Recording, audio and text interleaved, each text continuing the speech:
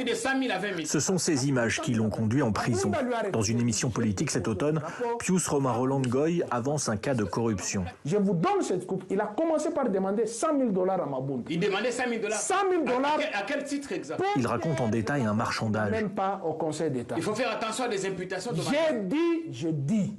Il a commencé par demander cet argent à Mabounda. Mabounda lui a refusé. Vous avez les preuves? En décembre, il est arrêté pour diffamation et conduit à la tristement célèbre prison de Makala.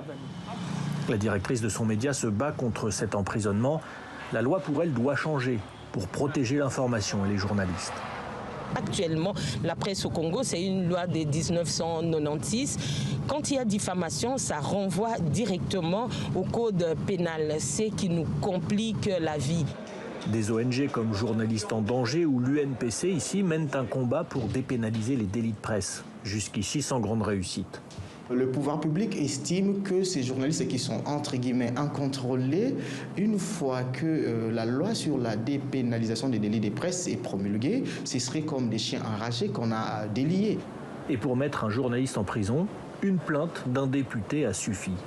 Je peux vous le garantir que celui qui s'est plaint contre lui n'a jamais apporté des preuves contraires à ce qu'il a dit. Edmond Izouba comprend trop bien le débat actuel. Chez Objectif Info, la justice et la police se sont déjà montrées entreprenantes avec lui. Il a été 4 fois interpellé ces derniers mois, convoqué au parquet pour des articles sur la corruption.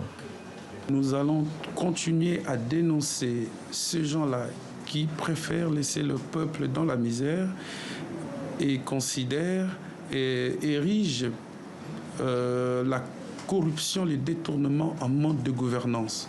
La RDC reste un cancre dans le monde pour la liberté de la presse et le Parlement n'a encore jamais été au bout d'une loi protectrice pour l'information.